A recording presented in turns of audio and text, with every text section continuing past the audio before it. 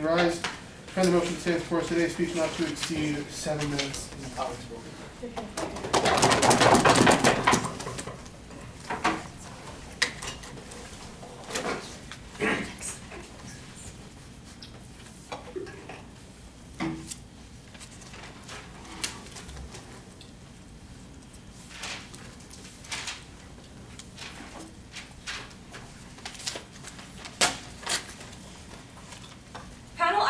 True that words have no implications in the world that we live in. Unfortunately, that's not the case. A lot of the times, words shape the way we view ourselves as well as the safety that we feel within the environment that we are living in, which is exactly why we think that it's perfectly justified for states to regulate speech and displays of individuals' actions based on social disgust. The way I'm going to go about my speech is based on 2 questions. Firstly, why we think that this is principally justified, and number 2, why we think it's absolutely necessary. But before that, I'd like to clarify in terms of how do we envision this world. Firstly, I think given the fact that the motion talks about democratic states where we're talking about like Western liberal democracies with functioning democracies. We're talking about Canada, United States, Scandinavian states. When we're talking about social disgust, we think that this would be based on the premise of like an overwhelming majority and the fact that these are unignorable individuals and the sort of disgust that they feel are intense in a way that it affects the way that they function within society. The sort of examples of social disgust that we imagine happening in this debate are things like nudity or the propagation of certain sexist cultural practices like young marriage, where a lot of the times where individuals are talking about the merit of it, it's very disgusting for the rest of the majority of people to hear about it, realizing that even though you're trying to justify why you think that these are justifiable practices, it doesn't negate the fact that there are a lot of disgusting depictions about how like young marriages involve a lot of like subjecting young individuals towards situations where they can't properly envision would be beneficial or harmful for themselves, even when it comes, no thank you, even when it comes to like racist or sexist slurs, even to, like basically any practices of which individuals and an overwhelming majority feel that is disgusting. We're okay with states coming in and saying that it's not okay for you to do that. Yes? If the people of Singapore decide through a democratically elected government that the expression of homosexuality in public is disgusting and distasteful, what would stop this, or are you assuming only the good guys will even be in control? Thank you. I would firstly, I love Singapore, but I very much question Singapore being a state of a functioning democracy that we're talking about in this case. I'm sorry, I'm Malaysian. I also understand how democracies sometimes can be labeled as democracies, but it's not necessarily the democratic governments that debates usually, would talk about. No, thank you. But secondly, even if taking that as its best case scenario, I think that we're still going to end up helping those minority groups even more, and I'll tell you why. So firstly, why do we think that this is principally justified? Because I think governments firstly function primarily to protect its people. And of course, in an ideal world, I would love it if governments could equally protect every single individual the same way and expect the same outcomes. Unfortunately, there are plethora of individuals and sometimes there is an overwhelming majority that are disgusted by the same thing that comes at the expense of some minority groups. Why do we think that this is still justified? No. Because I think for an overwhelming majority of individuals, some of the things of which individuals are saying or doing within a public sphere are very much triggering, right? We think that this is, sure, it may be based on like a social norm or a social engineering factor that could be changed 10, 20 years down the lane. But telling an individual, once they are triggered by a certain subject that has been talked about, it doesn't negate the fact that they still feel triggered, and telling them the only reason why you feel this way is because of a social conditioning and you're trying to delegitimize the way that individual feels doesn't mean that the individual feels safer within that sphere, and we don't think that it's in the right of the government to just ignore that. That's also questionable democracy. But secondly, we think that it's the government's duty to prevent attacks on identity. Because acknowledging the sort of rhetoric that individuals talk about within these conversations, like acknowledging that words have implications and how individuals feel about themselves once these words are said or once certain actions are done, even if it doesn't directly impact the individual, like it's not a situation where you come in and punch that person, right? But due to that cultural presence and that practice being done in front of the individual is very confronting for that person, right? And it affects the way way the individual feels towards feeling more comfortable with their identity and within the public sphere. And I think it's very important for individuals to feel safe, even if it's not just based on like actual physical punching sort of security, but even in terms of how other individuals behave from afar in that public sphere. No, thank you. That identity is very important for individuals because to them, their identity is what defines them. Who I am and that I should matter is what makes life worth living for a lot of individuals. And feeling that their disgust is being ignored by the state makes it very difficult for individuals to feel like this is a safe environment for you to function in. And I think the state's duty is to make sure that they can protect these individuals. Why is it important that the state does it in this manner? No, thank you. Because it literally is governments defending those who are otherwise defenseless. One, because without these restrictions, without these laws, individuals are forced to engage in that conversation or that sort of like public action that other individuals are doing, and you're expecting them to just, defend themselves. The problem with expecting them to engage in that conversation and defending themselves is that the hard work has already been done. By virtue of being confronted with that action and that conversation, in and of itself is the harm towards the identity of the individual. Therefore, the only way to make sure that the individual gets the form of defense is if the government doesn't even allow for that action to even occur in the first place. So I think it's very important that we do this. Back half. Great, thank you. So in most of the countries you're talking about, hate speech regulation that covers the kinds of slurs you're talking about already exists. Why use social disgust as a metric instead of harm? Okay, so firstly I would like to point out that then by that logic the entire side would have to principally agree that to some extent we can come in then and restrict some speech and some action, right? So that. Second, the reason why we think we should go the extra mile and also talk about social disgust is because it has all the same implications that hate speech does as well, which is an attack on towards the individual's identity. Second question, why do we think that this is necessary? Because we think that it provides a much more constructive conversation, right? Because discourse can still happen in our world even when it comes to challenging social norms. The only difference now is that the sort of conversations that you are talking about has to be altered in a way to make sure that the rest of society doesn't receive it in a disgusting manner. To make sure that they don't feel the sort of social disgust when you're trying to talk about that thing. Means that a lot of the times individuals will feel like the sort of conversations that you are having would revolve more around like the sort of language that is much more acceptable. And the thing about, no, out of time. The thing about creating changes in social norms is that you need the receptiveness of the overwhelming majority, and that can only happen when you make it a much more constructive conversation. And I think this is better even for minority movements, right? Because this means that your social movements are going to pick up the tactic that is a lot more strategic, that doesn't involve being confrontational to the extent that the overwhelming majority feels that social disgust, which means that individuals are more likely to jump on your bandwagon and create that critical mass in order to protect the minorities and translate that conversation into policies that would actually meaningfully change the lives of those minorities, as opposed to like confrontational forms of actions and words that just end up being social disgust. Nobody wins in that debate. Thank you. Prime Minister, call up the leader of the opposition.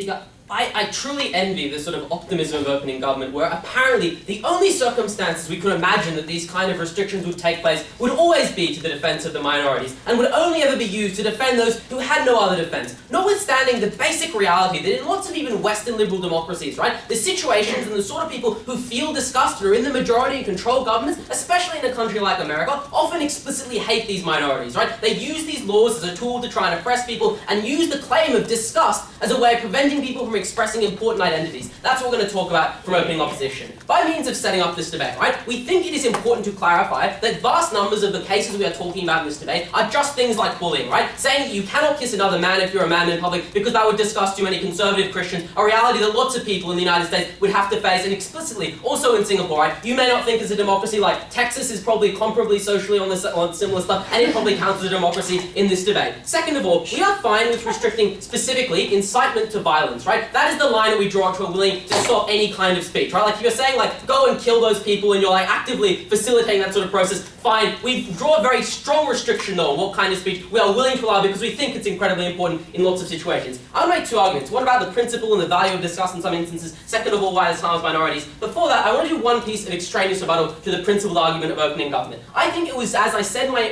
introduction, incredibly optimistic that this thing thinks that this only ever works to the defense of minorities, right? In particular, I think it is often very unlikely to suspect that people who are sort of like, culturally very progressive feel a lot of inherent disgust at a lot of stuff. Disgust is often the tool of social conservatives, right? It's like a buzzword for saying these people are degenerates or they're transgressing defined social norms. Those things are often always backwards looking. The sort of things that attack minorities or people who want to have interracial marriages or people who are different on sexualities. Disgust is not a word that is often discussed in sort of lefty progressive spheres that this argumentation relies on to succeed. But second of all, culturally, if you're in the majority, you're probably protected in a vast majority of ways that do not require specific intervention, right? You have the backing that a majority of people who are willing to vote in a government that you support and wants to implement laws to protect your views. You often hold the cultural position of strength. It's very unlikely you're going to be oppressed and without any other defense or any remit to avoid these things if they truly offend you that much. So I just don't think the circumstances in which that argument makes sense are actually very impactful in this debate. First argument about principle, which will also sort of rebut this in passing. In the first case, we think that the vast number of things, it is illegitimate for states to define disgust as a legitimate criteria for a ban. Why? In the first instance, because it is majoritarian. We think that simply because a majority thinks something is disgusting is never grounds for suggesting that thing should be banned entirely, right? Because of two reasons. One, because just because a majority or a democratically elected government thinks something is disgusting does not make it right. And second of all, even if it did make you right and it was sort of objectively disgusting or piss people off, that does not give you a reason to restrain the capacity of people to express those ideas. We think that states have an important role in facilitating expression of ideas and expression of thoughts, and I'll take you in a second closing. But we think we need to allow people to express and defend their own identities. Sure.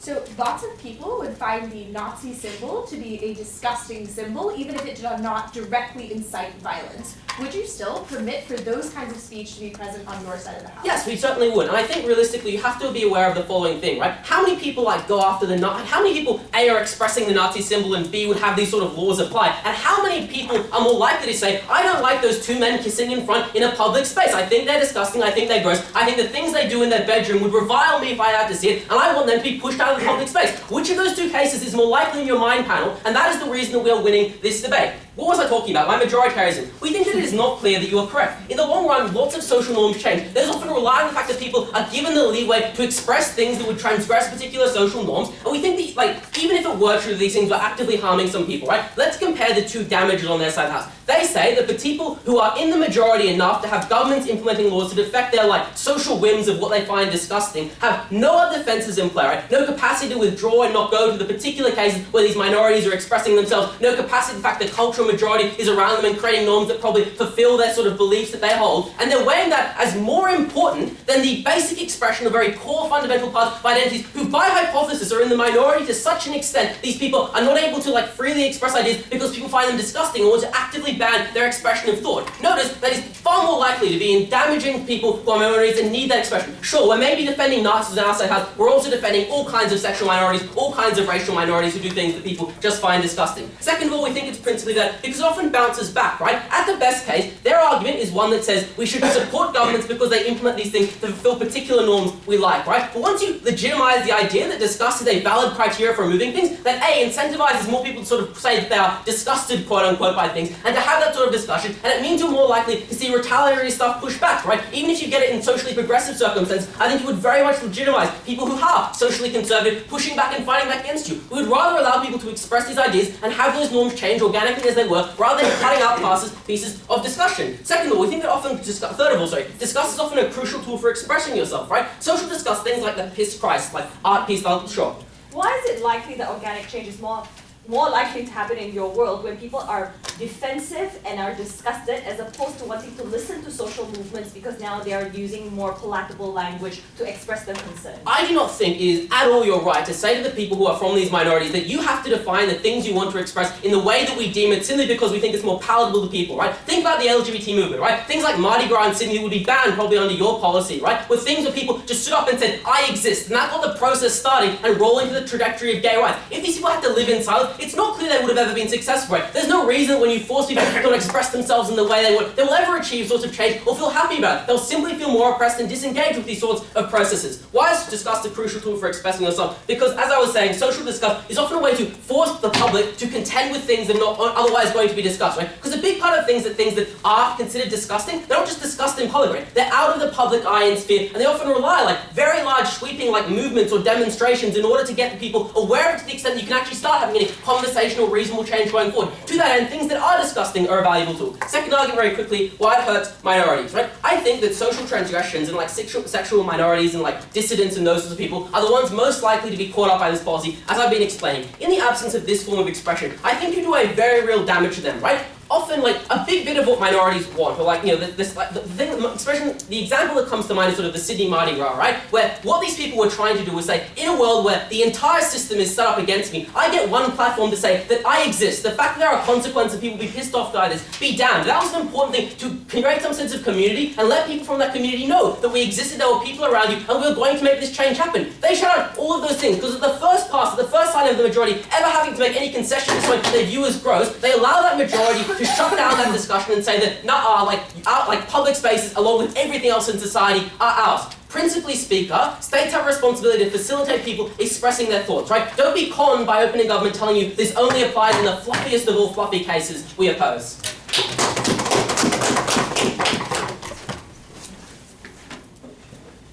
Thank the Leader of the Opposition. Call upon the Deputy Prime Minister.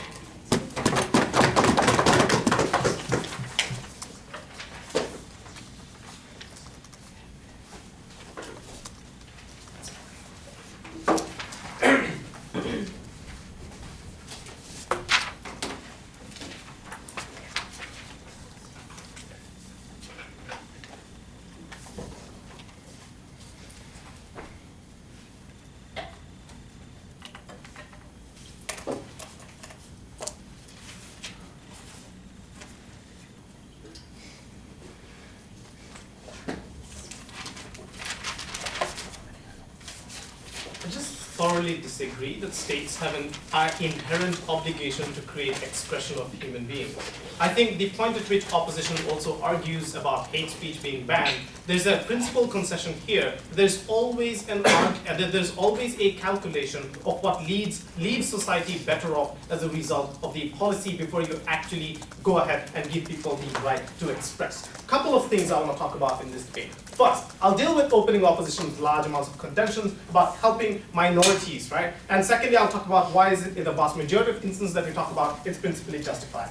So first, I think we must take into account a very bizarre characterization that the very vast majority of functional democracies are gonna go like, no gay people can ever kiss in public, and like, I don't know, like apparently they can't even protest and that'll create social disgust. Understand that in the vast majority of these countries, we're seeing humongous amounts of progress for these kinds of minority rights happening right now. But B, I think the metric is also an overwhelming social disgust. You can't just say some white people in the corner who will be pissed off about gay people kissing or like African Americans shouting and therefore it'll be done, right? This metric has to be an overwhelming amount of social disgust that gets created within society. So understand that metric. Secondly, I would also suggest that this is a very lower end of the likelihood of spectrums, because the more developed the country becomes, the more educated the more people become, the more progressive the people become, those are the countries that also tend to be more democratic in turn, because like education lets people to realize that democracy is a good thing. Eventually, more functional the democracies are, the more inclusive of human beings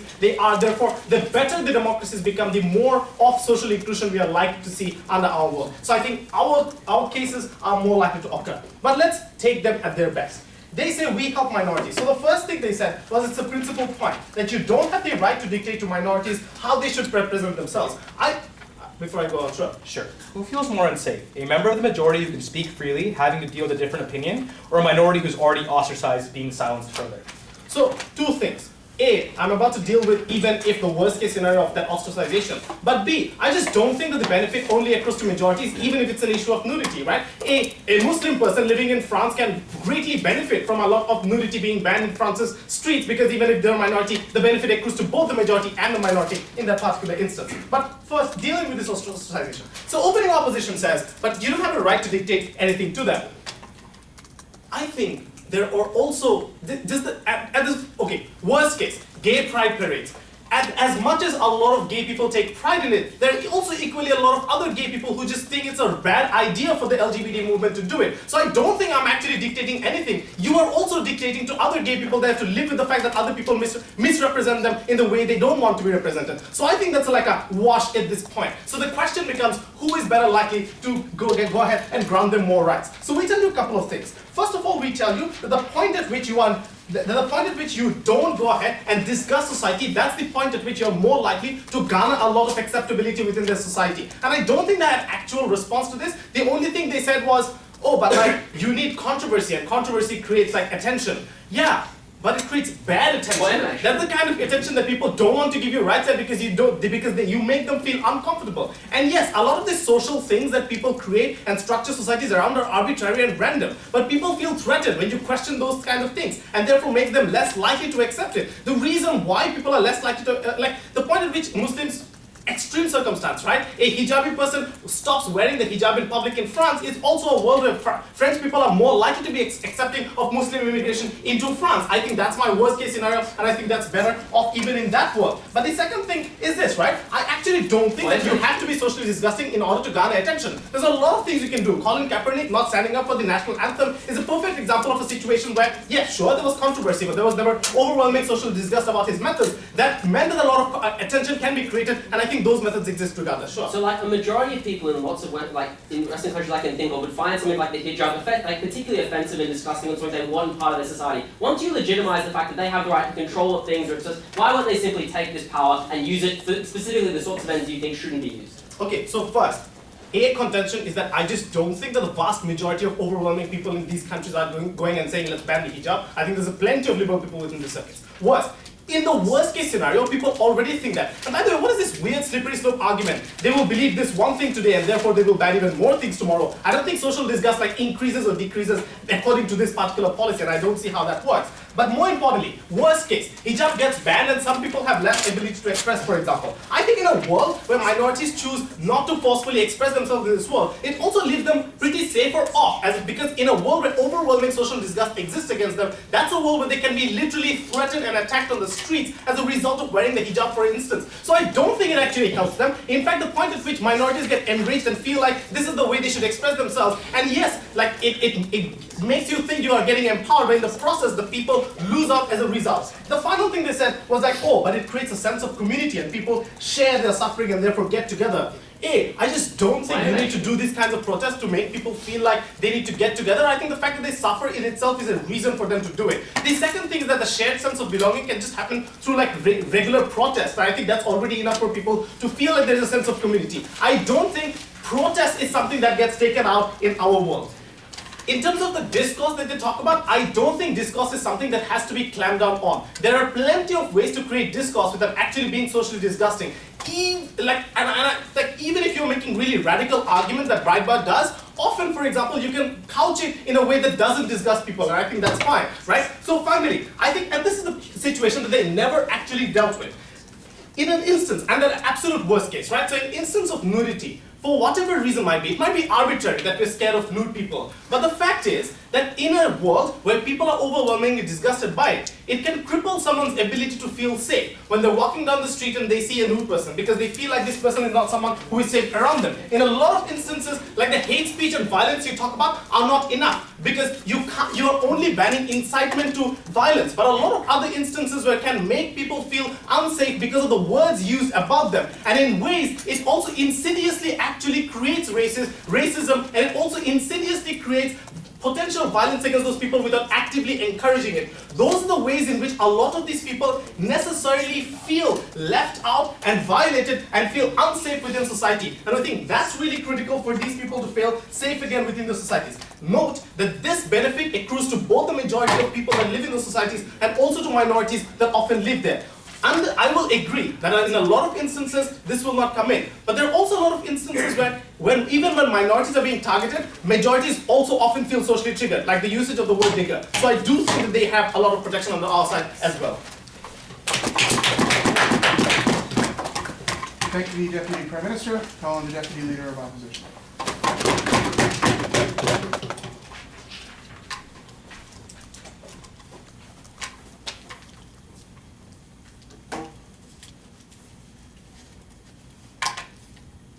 quite funny, really. Opening government believe that a majority should be able to control the expression of a minority because the minority's views, if they're expressed in a way that the majority doesn't like, aren't going to be accepted by the majority. They never explained why it was that the majority is in a good place given they're clamping down on them to decide what's going to be effective for that minority, but didn't talk about why the cases where they believed this would be enacted would be the same ones where they believed there would be better messaging effects with less offensive or disgusting messages. What they didn't relate to was the fact that groups ought to have a fundamental right to determine how they negate that trade-off between the palatability of what they're saying and their own right to express that. And that's one that we believe that the groups are best placed to manage, rather than having it done by proxy by a majority who decides to clamp down on them for completely unrelated reasons. 2 points in this speech. First, what is principally justified? Secondly, what are the consequences of this speech? First, on the principle, they say, oh, you guys are doing a really weird slippery slope argument, as if that was something that was totally unacceptable to do. But we didn't just say there was a slippery slope. We gave you good reasons as to why it is that the slippery slope would exist, and why it is that using this policy in certain cases would erode the ability of it to be used, of people to defend themselves against its use in other cases. So here's what we support. We support countries having strong constitutional and legal frameworks that protect free speech. Things like the First Amendment in the United States. Things that say that there's a clear red line that people ought to be able to have the right to express themselves freely and without hindrance, regardless of what that view is and no matter how offensive that is. We believe that's the important thing to maintain. But in order to move into their world, they have to allow the government to get rid of those kind of protections. And once those protections no longer exist, once the common law system no longer says that freedom of speech is something you're entitled to, once there's no longer a constitutional amendment that says it's a basic right you're entitled to, people are far more likely to take that right away from you. So it's impossible for them to simply caveat that they're only going to do it in the good cases and will never do it in the bad cases. And we're glad to see that's something that they didn't caveat, in fact, because they have to support the cases. I mean, sure, Singapore might not be fully democratic, but let's say it was. The people's views within Singapore are probably the same and would result in the same expression of that view. Furthermore, they underestimate just how rapidly society has changed. So, for example, although they say the fact that homosexuality is generally accepted in most liberal societies, I don't have to go back very far to find a time where that wasn't the case. It was only 31 years ago that homosexual sex was legalised in New Zealand, one of the most socially liberal countries in the world. The fact that social progress is occurring all the time and we can't bank upon being at the correct point in that social progression, that those minority rights will be protected, is why we need to extend rights to all. Why we need to extend rights and allow people to express views no matter what the majority might find unpalatable or might find offensive. We believe that people within the West often find things like the hijab hugely offensive because they believe it denigrates women within Islamic societies. And they said, oh, but that's not something many countries are doing. Given it's been an active political issue in France, given there was a recent referendum held in Switzerland, countries which definitely fit within the definition that they set up, then we believe that they ought to have to deal with these issues and to support the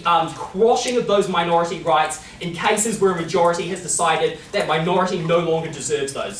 So many countries have quite strict hate speech laws, but we haven't seen that massively infringe into the speech rights of citizens of those countries. Why do you think an over-infringement will necessarily happen in this case? So one of the reasons why, and although we don't support hate speech laws, we only support laws which stop the incitement of violence towards minorities, but let's look at hate speech laws. We believe their effect is likely to be limited on undermining those basic norms, because they're often highly specific scenarios which are built in to constitutional amendments that protect free speech, that say that there are certain limits to that, and we believe that if you accepted a far more general standard, as you would have to do if you accepted disgust as that measure, then you would have to accept a far broader number of cases where free speech would necessarily be undermined. They say, for example, in opening government, oh, public nudity might be offensive to certain individuals. We'd much prefer a society in which that was accepted and we had norms where the display of a body wasn't viewed as something as taboo, as is the case in many European countries. It might take some time for people to move into that situation. At the end of the day, we believe that that expression will be somewhat limited based on what society is willing to accept generally, but people should be allowed to push the limits and should be able to move society to a more tolerant and understanding place and decide when is best to do that based on what's going to achieve their movement's goals the best. Let's now look at the consequences of speech. This debate also concerns a number of instances where people display things that might be offensive but are hugely important to communicating their own political views. So for the something like 30% of Americans who strongly oppose Roe v. Wade and believe that since that law is passed there have been 40 million innocent babies killed in the United States, that is something that is hugely offensive to those individuals, and consequently we should allow them to express their opposition to that with something equally forceful. That might be something that's distasteful, but we can't see why there's a clear line between those cases where it's something that might be unpalatable to certain people, but is a huge part of their identity because they believe there is a huge crime against natural law being committed, and other cases that might seem more liberal and fluffy. Opening. Given the fact that a lot of the times majorities don't want to compromise with minorities because they say the minorities also won't compromise back, how do you actually create a conversation where people aren't stubborn, defensive, and seeing the conversation through a veil of biasness? You have multiple types of people saying different things. So for example, within the gay rights movement, you can simultaneously have people who are very out there in their expression of their queer identity, and also have people who go into corporate jobs in nice suits with tidy haircuts. We believe that those different types of expression might be appropriate at different times, and it's up for the movement themselves to decide what more to be most effective at a given time. So for example, in the early stages of the civil rights movement for gay people, having a basic expression that they were there and they were important and that it was okay to be gay and have very outlandish and obvious displays of that was important to allow individuals to see that there was a place for them and gain what was for many people some shock value. Moving forward, it might have been good for the movement to moderate the way it expressed once it became more accepted and gain people who might not be predisposed to those views on side. But that was something the movement was able to do naturally based upon the fact they did ultimately want to achieve change. That's something that we leave into their hands rather than leave into the hands of a majority who hates them to decide what will be most effective for them. Disgust is a terrible metric for this. I'm very proud to oppose. The Deputy Leader of Opposition, call on the member of government.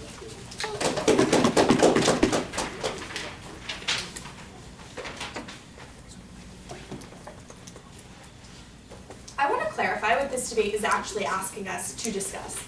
This debate is not asking us to ban all speech that could possibly evoke social disgust, but rather saying that in certain instances, the state should be able to ban speech on the grounds of social disgust. This isn't a debate about precluding all of those forms. Rather, the state makes adjudications about the social utility of that particular form of speech and whether the disgust evoked by that form of speech is so overwhelming that that speech no longer has a positive social value. I think that's actually what this debate is asking us, not the kinds of characterization that we get out of opening opposition. I'm going to talk to you about what this speech presumably looks like, unlike the debates about minorities that was had on the top half of this debate, and then I'm going to talk to you about how this plays out in terms of the ways people react to the types of speech that we're talking about. But first I want to do two pieces of rebuttal to opening opposition. First piece of rebuttal on the slippery slope argument.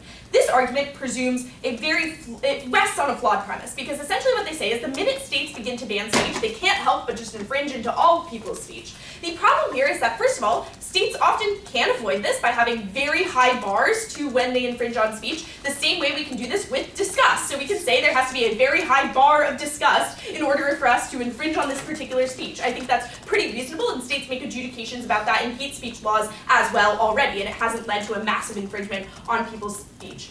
Second piece of rebuttal, which is that disgusting speech will necessitate progress for minority groups, which is much of the opening opposition case. It is like, look, this disgusting speech is necessary for minorities because it means that those individuals can get some form of social progress. First of all, I don't think they've sufficiently proved to you that that social progress will actually be necessitated by that disgusting speech. I think OG gives quite good responses to this, where they say, look, much of this speech is actually just going to repulse people to such an extent that they then associate that disgust with that minority group, if that's the visibility that that minority group group is having. I also just want to contest the idea that like minorities are necessarily disgusting, right? Like I think that's a kind of absurd premise that this debate has rested on as well. I don't think people find women particularly disgusting or queer people particularly disgusting in many of the states that we're talking about, and I don't think there's enough overwhelming social disgust towards most of these minority groups that that's the debate we're having.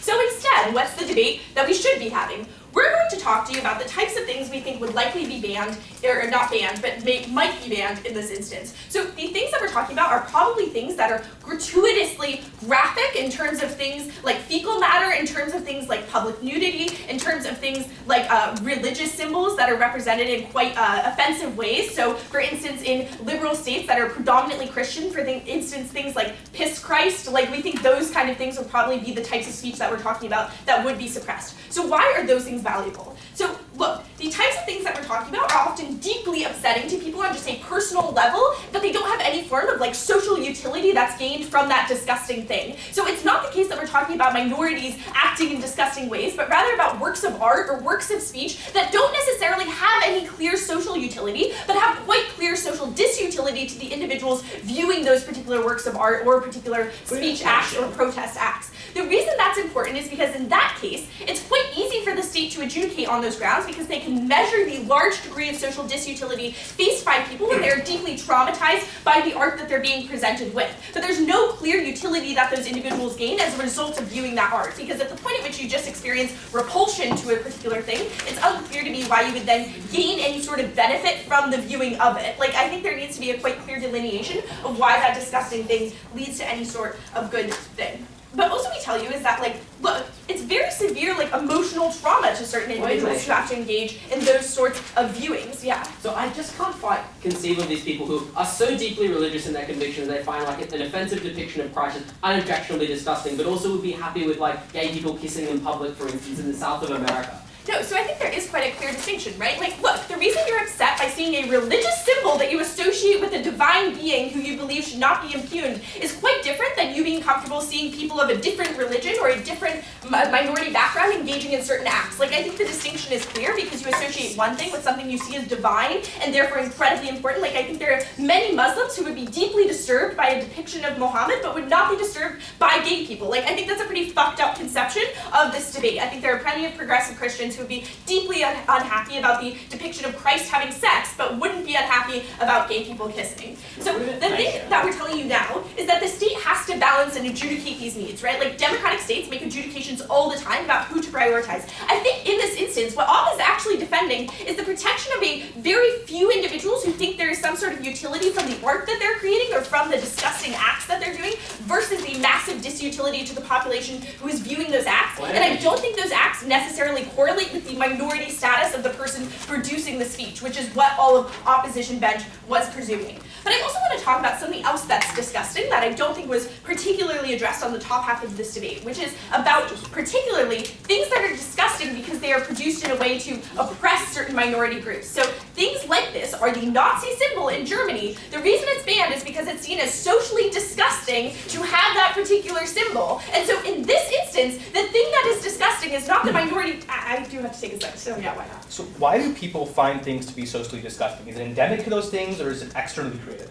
Yeah, so I don't think things have to be like, that's not the argument we're making, right? Like, we're not saying things are just intrinsically always disgusting, but rather to the extent that they might have disgust placed upon that thing and then it triggers disgust, it still matters. Like, I don't think the thing that matters in this debate is how intrinsic disgust is to an object, but merely how people react to that thing. So the reason we're saying this is like, look, the thing that can be massively disgusting to people is the types of speech that OO is not comfortable banning. So they say they're not comfortable banning hate speech. I am deeply unclear with the social utility they're gaining out of not banning hate speech. The United States is an excellent example of a country that could really benefit from some hate speech laws because we have a bunch of shitty people who say things that are deeply offensive and deeply traumatic to individuals that we simply can't prosecute. So if they're so passionate about minority protections, they probably should have gotten behind something that's a pretty good strategy for doing it. So the social disgust we're talking about is likely things that are just obviously disgusting or things that are obviously disgusting because they are racist or homophobic. I think for those sorts of things, we're comfortable banning them because they oftentimes incite the very violence that opening opposition was not comfortable inciting. So at the point at which you have massive public displays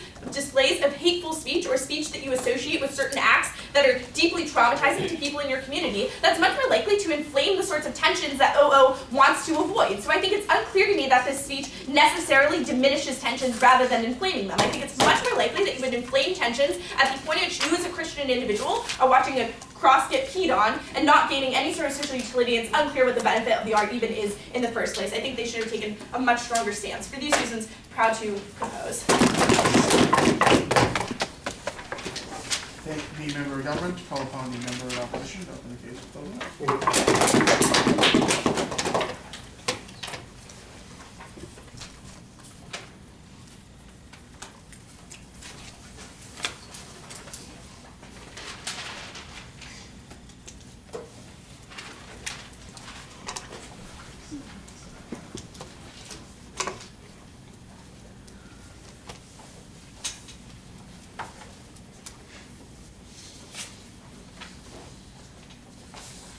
Let's get one thing very clear. Up and down the government bench, they have advocated for banning speech on the basis of harm rather than disgust. I think opening government tries to say we need to ban speech that makes minorities feel deeply unsafe. We must ban slurs. We must ban hateful words.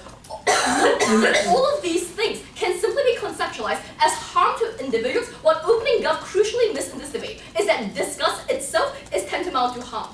3 points of contention in this debate before moving to an extension about political moralism and why this silos speech further. First, response on disgust versus harm and why this is crucial in shifting the conception on back half. First of all, if Gov wants to talk about harm to minorities, I think that any justification they give for slurs and hate speech is based on a harm to the individual's social standing that is completely separate from disgust. I think we have to recognize that disgust is also about arbitrary taboos that brooks no opposition. This is about instinctive physical and mental revulsion upon being confronted by something. It tends to be based in unexplainable reactions, which is why slippery slope arguments are actually useful here. Because at the point where you cannot explain what makes you disgusted and you cannot articulate a criteria for disgust, it makes it very easy for groups to come up and say they are simply disgusted by something and have governments ban it without any other explanation. But second of all, it's easy to mobilize precisely because it's so irrational, right? Once there is a societal conception of something as instinctively disgusting, that conception of disgust tends to spread like wildfire, which is why it's already so difficult to speak up against conceptions of disgust, which is why it's so difficult to speak out against, for instance, back then, why homosexuality itself wasn't disgusting. I think at the point where there's already such strong taboo against disgust, adding in a government ban on such speech probably doesn't make things any better. So we say, this is about how individuals feel when their own religion is attacked. That is what disgust is. Recognize also that disgust tends to be differentially allocated based on where you are in society. Piss Christ may have gotten a lot of backlash, but when there's a video coming out of Muhammad being depicted as a child molester, surprisingly, there was very little backlash within the United States itself. If you're talking about disgust as being a threat to your identity, I would posit to you that any kind of threat to your own identity is magnified when you are a minority and there's a majority viewing you as a threat to their identity. Because it's not just about being objective about who is a threat to who, because if that was the case, then yes, obviously, we would always be on the side of opening government. But at the point when individuals are operating only on their own perceptions, it is crucial to note that the differential allocation of disgust must be recognized,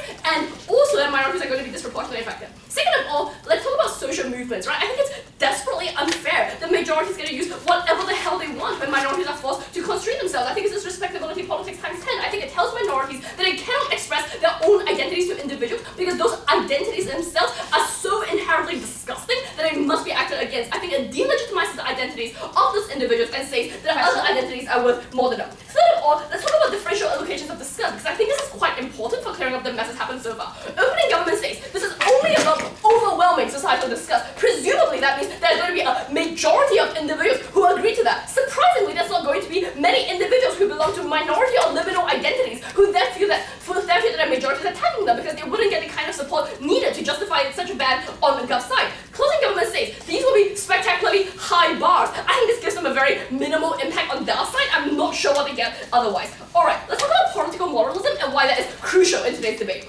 I think when you're operating on a moralistic framework of speech that says that only those that adhere to the moralist ideology knows exactly how your world works and should be, and it's up to the moralist to stop the existential threat to progress that other narratives pose, you end up in a huge state of complacency, right? When people simply act on the basis of righteousness because they find something to be so utterly disgusting, it cannot be confronted. You stop engaging substantively. You end up having knee-jerk reactions to certain kinds of speech, which you just find to be completely disgusting. At the point where you're banning speech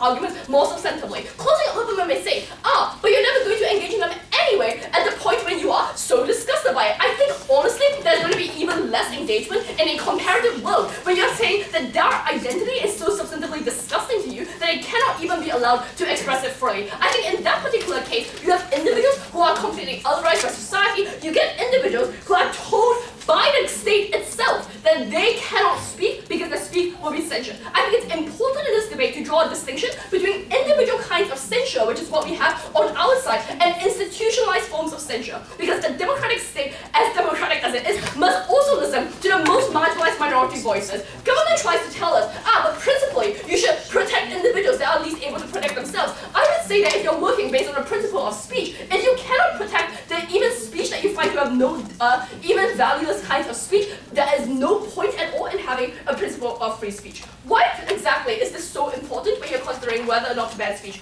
on the basis of disgust? Because I think first of all, when you never engage with those kinds of alternate point of views or alternate forms of identities, you are basically cut off from the kinds of interaction that build social disgust in the first place. Yes? I don't know what whole identity will be denied in today's world, but tell me this, if me being disgusted by nudity puts a harm on me that I restrict my own freedom, how is that not a harm as a result of social disgust? First of all, I think they're trying to say that there is something like, I think that time moves in a sense that when you, often certain things aren't seen as socially valuable until after they're being seen as disgusting. I think if you're trying to talk about art, if you're trying to talk about expression of identity, many identities are often seen as invalid even in today's. Maybe we accept homosexual sex now, but we sure as hell don't accept trans individuals, right? I think there's a large segment of society that still views certain identities as being inherently unnatural and as a result disgusting. I think the concept of disgust is tied very much to the concept of what is not taboo, to the concept of what is biologically acceptable to be, and I do think there are many individuals that do fall within that. But second of all, to answer the second part of that POI, if we're talking about harm to yourself as seeing a nude person, I would posit that the harm to you as a member of a majority group is probably far less than the harm to a member of a minority group who's having their speech suppressed. Because honestly, you can choose to walk away from some kinds of speech. At the point where your speech is censured in public by a state institution, it is impossible to walk away from those kinds of censure, and that is precisely the distinction between individual combating of speech and government combating of speech. And at the end of this debate, there are a few things that must be made very clear. First of all, social disgust is hugely separate from harm. At the point where you want to ban hate speech because it is harmful to individuals, that is a cause for harm as opposed to a link for disgust actually being harm to individuals. Second of all, I think it needs to be noted that at the point when social disgust is often created by minority groups and minority identities, it's crucial to let them have the space to express themselves. And third of all, at the point where you're making a government policy based on an individualistic moral framework, you are forcing the government to step in and arbitrate individual forms of conversation in a way that always supports a majoritarian view and always backs up whatever political culture is in the zeitgeist. I'm very, very proud to oppose.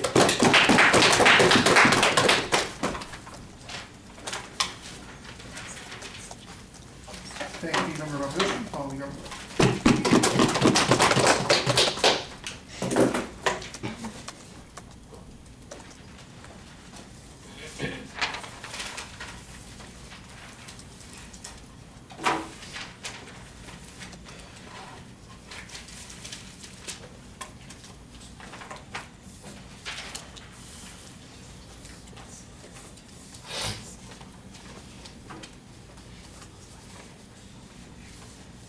Speaker, opening government may have been a tad bit fluffy in this round, but opening opposition was illogically dire, and closing opposition simply didn't understand that disgust can often equate to harm in many individuals that we're talking about in this round.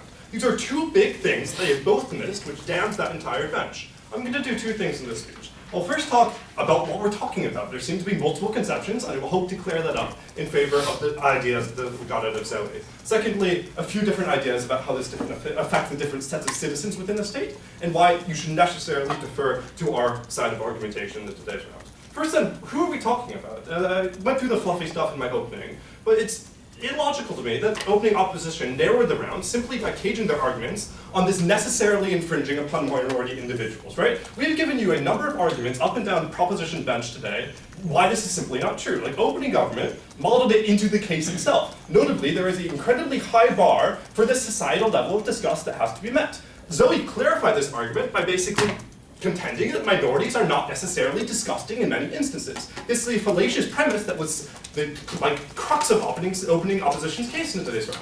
There are many things that a majority group may do that is actually considered disgusting in the society, and in those cases, we actually think that you would prevent and help the minority individuals in that state by enacting this policy. As I will repeat throughout the speech, it is an important tool that the state can therefore access at the point where the current set is often too far limited and constricted in the status quo. We also just talked about this in terms of like a logical argument, right? Like in the legal system, not at this moment, you have protected classes. This is a distinction between individuals and things like piss Christ, because that is not a protected class in itself. Like you have legal systems, presumably, in these developed nations that can recognize that this is a minority individual, and perhaps they have a claim to this speech that another individual wouldn't, right? At the point where this is simply a tool that the government can then use and take under consideration in order to ban certain types of hateful speech, I'll explain why this is speech likely like the Nazi art or the Westboro Baptist Church going to a funeral of a soldier coming home, which we would have wide societal acceptance that is hateful speech in many senses, but cannot be prosecuted. This would give them the ability to do that, and we think it would have a resounding societal support for that. You would also have the contrary reaction of backlash if the state did something that was not progressive in that way. And we think it's simply illogical to assume on their side of the house that, for the warrants we also heard out of opening government, that the states would necessarily act in this backwards fashion in the slippery slope that they told you about. Like, recognize that we have hate speech laws, we have laws against inciting speech, harm, in many Western liberal democracies, and those are often used in a specifically targeted way that fits with the ideology and proposition brought to you forth by Zoe. So our premise is simply that it's important to recognize that this is a tool for an advanced society to use in order to actually advance the interests of a wide swath of individuals within that state. That does not necessarily mean that this is only going to be targeted on minority individuals, as I've repeated throughout. I'll take you if you have anything right now. Sure. So I think given you've set such a high burden on this policy, there are very few situations where it's actually going to apply in the benefits you're talking about. There isn't an epidemic of unity. There are, however, for instance, very specific parts of countries with socially regressive values who are only stopped from implementing that disgusting stuff on people by the things like constitutional protection of speech to prevent them from using these sorts of policies because they're a majority simply to abuse people. So the problem with your argumentation there is that, like, presumably if it is a society that is really set on prosecuting those gay individuals, they will do that on either side of the house. I just don't simply think that that is necessarily the round that we're talking about here, and I think that you have messed up that argumentation. We also get this conception out of closing opposition that individual disgust is a threat to identity, but this is recognized like the government is actively determining the level of disgust and is in the best position to do that in many circumstances. Right? This is the argumentation that is brought to you by Zoe. They're acting on righteousness basically off of a knee-jerk reaction is what Enting brought to you, but this knee-jerk reaction happens over and over again on their side of the house when they come to associate this individual with that oppressive speech, which is actually inflicting a harm upon their body. At least on this side of the house, we have a mechanism to solve for it and give the state the ability to do so, not at this moment. Secondly then, how does this affect the citizens of the state who we should probably be concerned about in today's round? So it's, again, slightly hypocritical that opposition is not willing to accept hate speech if they're also concerned about protecting the type of individuals that are often victimized by the type of speech that is priorities against minority classes. Like, what do we have to understand here? First, there are two types of harm, and I think the one that is incredibly important in today's round, this psychological harm, is got largely unaddressed by opposition. Note that Enting contends that disgust does not equal harm, and I simply refuse to believe this. Right? Like, disgust is often a very virulent reaction that can cause internal trauma, even if it is not externally visible. Although, we posit that it often can be externally visible. At the point when you're largely disgusted, it's entirely possible to have to remove yourself from that setting, which is a harm upon your body because it's actually coercing you into a type of decision that you would not otherwise make. Right? This is a concrete harm upon your body. It is also possible that it has long-lasting harms, like a long trauma, if it is indeed so disgusting or so contrary to our identity that it creates this cognitive dissonance that we think is incredibly harmful both for the individual and is a positive reason why the state has a principled obligation in order to actually remedy this at the point when it is causing harm to individuals. Right? What we also brought you out of our extension is that it's an entirely nebulous conception about what positive benefit individuals are actually getting from seeing this provocative piece of art. Right? At the point when we have proven that there is a concrete harm to individuals, but a nebulous benefit, right? Like at the point when you don't really need to see a provocative piece of art in order to be sustained as the individual, I would hope, Like, the point being that it's just in simple weighing calculus that should defer to our side of the house. Apologies.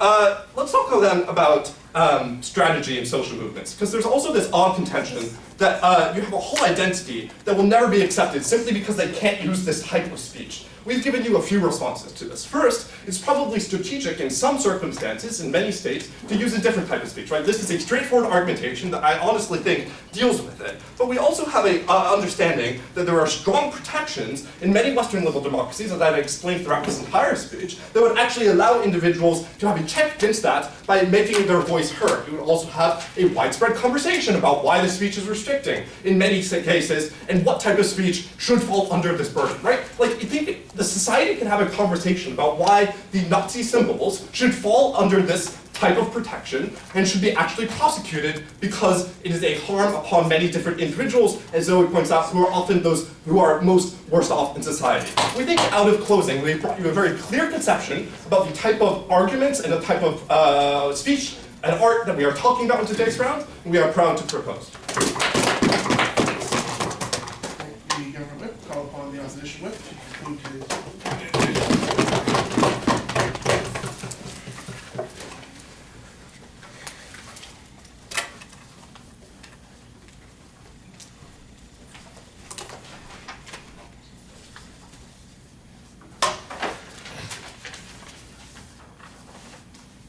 Ready? The burqa was not made to create social disgust in a vacuum. There's nothing in its fabric, there's nothing about the way that it looks that necessarily creates societal disgust. Instead, through constant media indoctrination, saying it's a religious threat, it's a threat to the national security, it's a threat to our identity as a French people, that started to disgust the population and tell them this is something that is antagonistic to our identity. Recognize that what government had to tell you is why the rights of the majority to not feel disgusted necessarily trump the views and abilities of those who already on a daily basis feel ostracized, feel otherized, to not be able to continue to express their freedoms. Why that is an unequal burden that is legitimate to place upon minority but not on the majority. Recognize the message that's sent to all Muslims in France: your religion disgusts us, your method of expression will never be accepted, and eventually all popular opinion came to embrace that idea because Muslims can no longer combat the ideology that they disgusted the majority. Look, two things in this speech: the types of issues that actually create social disgust and why we're the team that meaningfully characterizes for you, and secondly, what happens when you actually ban these forms of speech and the ways that it harms the discussion both to the majority and the minority. No. First, they say, look, I'm dealing with some extraneous rebuttal coming from closing government. They say, look, this creates a concrete harm to a member of the majority. They probably should have weighed this because recognize there are two members who are being harmed, right? A member of the majority and a member of a minority. We're going to take them at their best. Even in the case that there's a significant harm placed upon a member of the majority, recognize first the majority has support networks and already has the agreement of the majority of the population to tell them that they are probably correct. That means that a lot of the meaningful harms you take psychologically are mitigated by the fact that everyone else in society tells you that you are fine and probably legitimate in feeling that way. Secondly, recognize there are restrictions placed upon words that are actually meant to physically harm you. Threatening words that literally say, I want to rape you or kill you, are already banned under hate speech laws. Those are meant to create physical harms upon you. In that way, I think closing government might have blown up the harms a little bit more than they should have. Thirdly, you can choose to avoid this. If you don't want to see a potentially heinous piece of art, you can choose not to go to the museum in which it's shown. Recognize, though, that minorities only have this single outlet to actually express their views. Banning them from doing that means that they can never actually openly speak out, they can never actually show it. But secondly, recognize the mental message that sends to all minorities, with everyone already suppressing their viewpoint on a daily basis, and now on top of that, a core component of their identity is now being dismissed. Because recognize the reason why you decide to engage in things that are probably disgusting, even though the majority tells you, is probably because it's important to you. You don't just do it for fun, you don't do it for shits and giggles. You do it because you recognize that it is important to either sending a message or because it is intrinsic to your identity. In the case then that it is removed from you our ability to speak about those things, we think that is a meaningful harm upon a minority. First, on what types of issues are subject to social disgust. What we hear out of government, no thank you, is that there is a principal harm, you must show a distinction. Firstly, we say we offer a very simplistic distinguishing characteristic, right? I already told you in my rebuttal, insofar as these are not fighting words or a public safety threat, we are happy to let it happen, because any other type of ban necessarily creates unequal burdens on some members of the population or others. So insofar as these words don't pose a physical, irreparable threat, we think silencing opinions is always unacceptable. So, what types of issues are necessarily subject to this type of social disgust? First of all, the ones that are very easy to paint as being antagonistic to your identity. Ones that are necessarily antagonistic to your religion. One that are antagonistic to your national identity. Secondly, you probably create the worst overall depiction of this idea and necessarily create it in a way that starts to create physical and mental repulsive reactions to these types of things. That is exactly what happened with the burqa. Thirdly, you necessarily, the media mobilizes it and tells you that, and tries to otherize this population and tell you this opinion is oppositional. There is no other way you can try to get the types of mental and physical harms that closing government is talking about in a vacuum.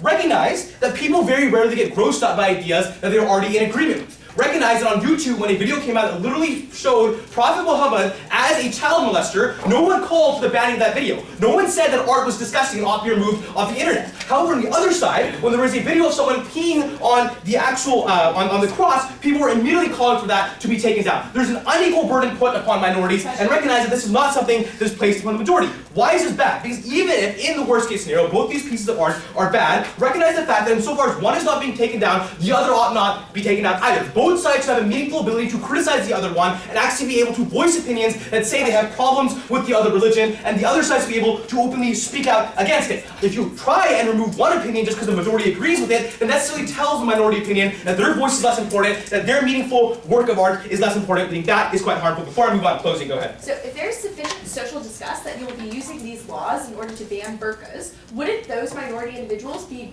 prevented in some way on either side of the house because of the state's incentives? I think there's a difference between being tossed in jail because the law says that you can't wear the burqa versus someone telling you to get off the street. I think one is practically more harmful than meaningful. I think we're very happy to stand on that. I say that's worse. 3 impacts in the ways that this happens. First, you lose the ability to create a visceral impact, right? Even the worst case scenario really is you peeing on the cross. We say that is something that might be important in terms of a social movement trying to create an actual critique or creating a piece of art and means to try and criticize a religion. So even the worst case scenario, I think there is some meaningful ability for you to express that opinion. Secondly, recognize that it creates an easy burden to remove ideas you don't agree with. This pushes the burden upon the wrong actor because recognize, as I've already told you, minorities have their opinions suppressed and disagree with, you lose your ability to speak. Insofar as majority already has emotional support, we say we use Zoe's own metric themselves about the fact that social utility, we say that insofar as social utility harm is not that large upon the majority, it probably ought not be put upon the minority, who's probably just let the majority have to deal with. But thirdly, recognize the fact that social movements are harmed, right? Because now it's not only about social change, as opening government wants to tell you. It's not only about Muslims wanting to be accepted. It's also about the fact that maybe expressing some part of your identity is just meaningfully important to you. Maybe going out for a gay pride parade and just being able to celebrate your identity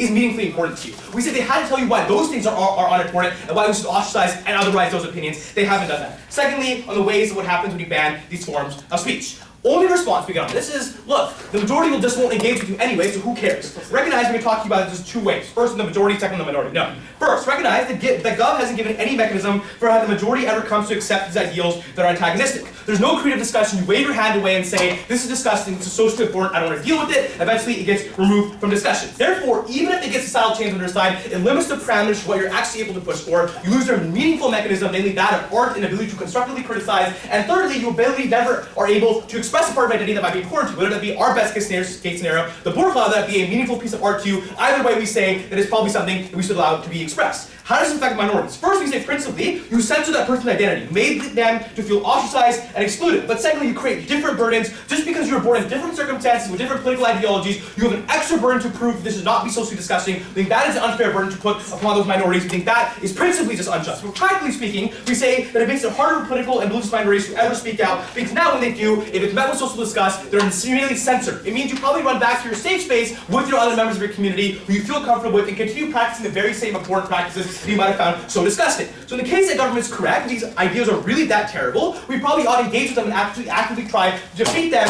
by actually allowing them to be aired in public. But secondly, if they're reasonable, it probably just seems kind of screwed up to tell them that they can't speak out, they can't express that part of their identity. Look, what we're willing to say is that majorities already have every facet of society protecting them. We want to give them one outlet of criticizing, of expressing their ideals, even the worst case scenario. It's just a fair burden to do this. We think we should post. Thank you.